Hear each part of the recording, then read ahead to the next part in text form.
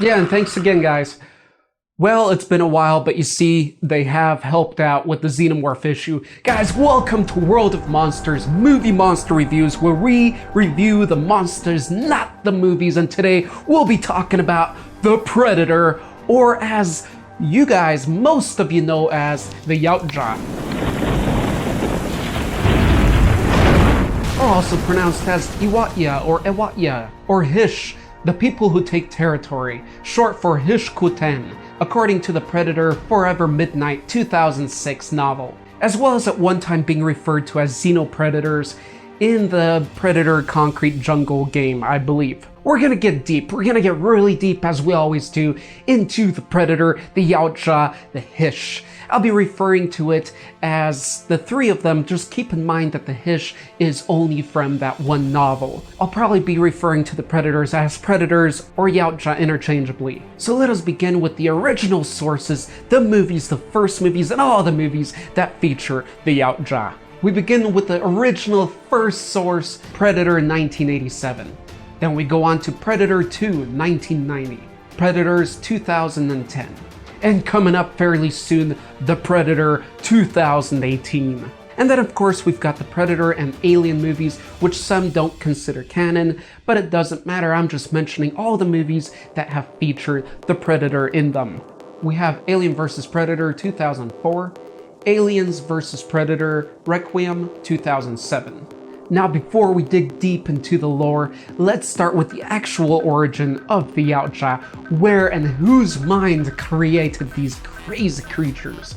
We begin with a screenplay by the Thomas brothers, John and Jim Thomas, who were inspired by a joke that went around after the Rocky IV movie that Balboa had run out of earthly opponents. And the original title was not Predator, it was Hunter. John McTiernan was hired as director by notable producers Larry Gordon, Joel Silver, and John Davis. And the creature's original design was much different and somewhat disproportionate. The finished design with digitigrade legs was still ahead of its time, but underwhelming and unrealistic for what it had to go through in the hot, uneven jungles. Jean-Claude Van Damme, as the original actor of this Predator, expressed his elevated frustration with his role in the suit and the design of the Hunter itself, and this only helped to encourage a redesign and the birth of the iconic movie monster we all know and revere to this day. And so this very successful movie marvel, played by 7'2½", that's 2.2 meters, tall Kevin Peter Hall, was spawned from Stan Winston's sketch work with a slight influence of James Cameron,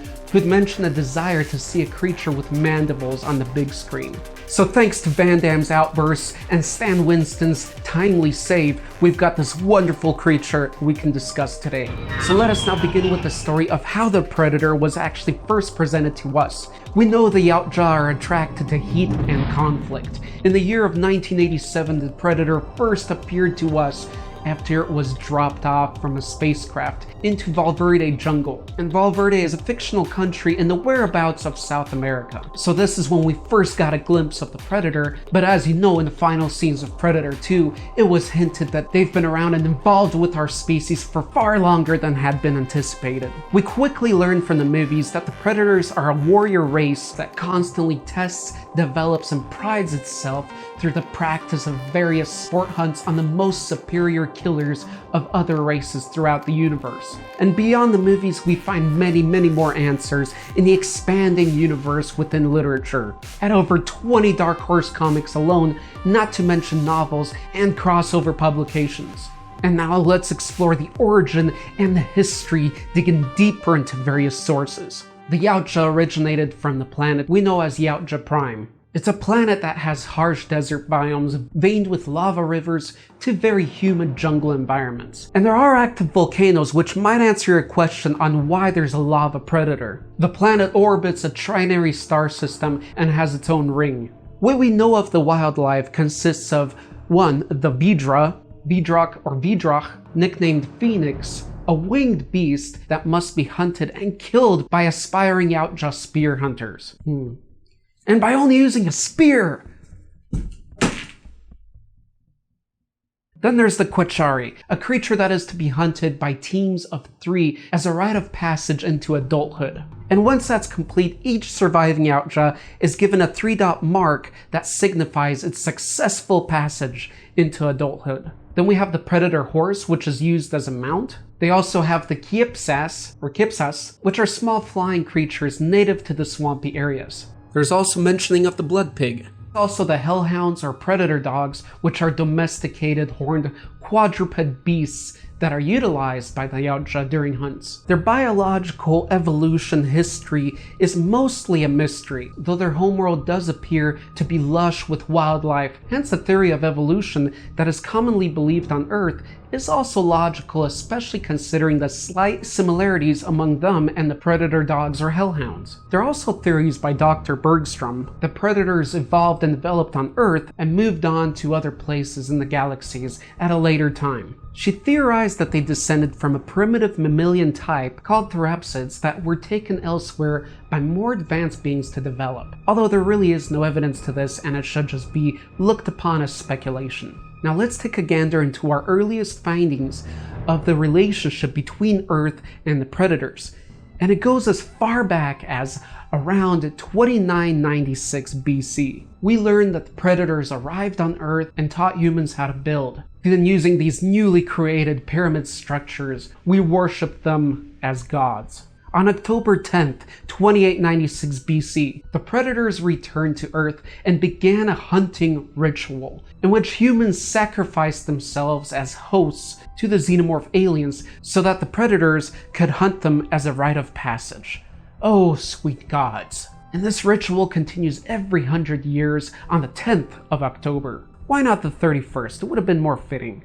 At times when the predators were overwhelmed by the xenomorphs, they would activate their self-destruct devices, and that resulted in the destruction of some of our early civilizations.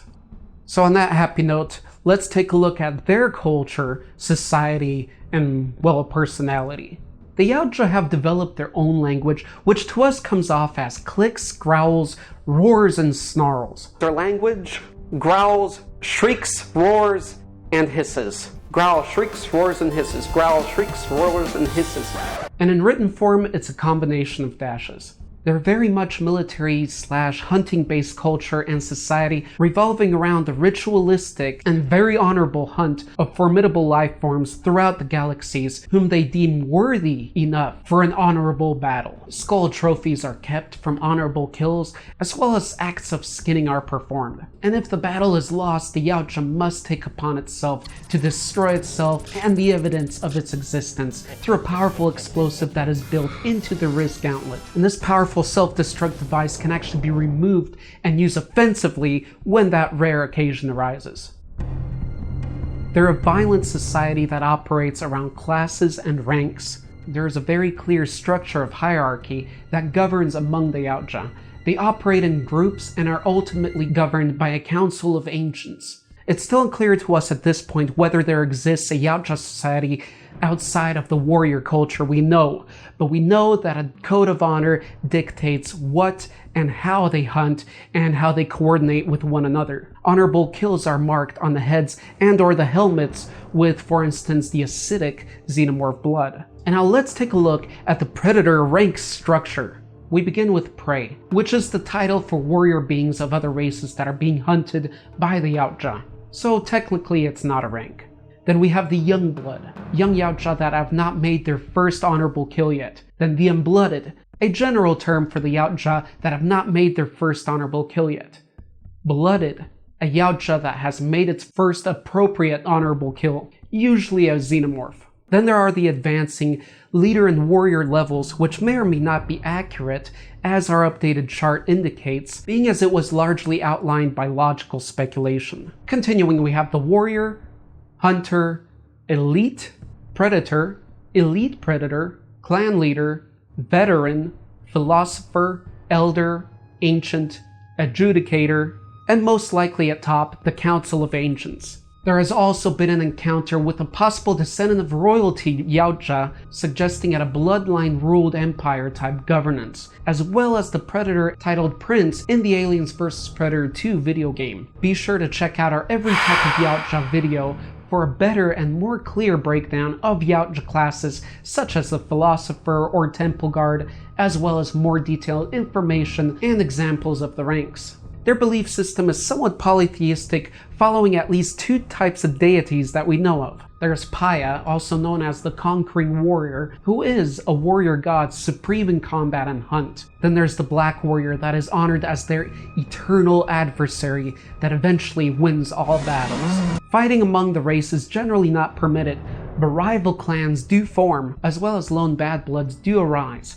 Bad Bloods are Yautja that go against their own kind and kill other Yautja, and sometimes even these form into clans of their own, such as the Killers. Being as aggressive in nature as the Yautja are, this is bound to happen. More on the Yautja mental workings in the physiology section.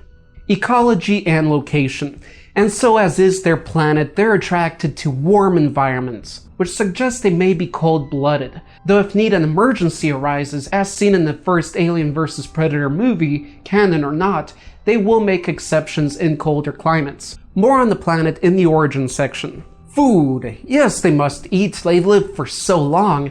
Well, as we saw in Predator 2, the Yautja was observed taking breaks every 2 days at a slaughterhouse, and so it was presumed that it fed on the beef. Being a sentient being, I would presume them to be omnivorous, having an understanding on obtaining the best nutrition the environment can provide them. It is also noted that they have their own drug/alcohol-like brew that impairs the mind. A Yautja has been observed feeding on the roots of an earth plant, and in another comic shown skinning and eating muskrats. So yes, they can and do eat a variety of things. Now let's jump into the types, because the Yautja can range in looks and appearance as much as humans do.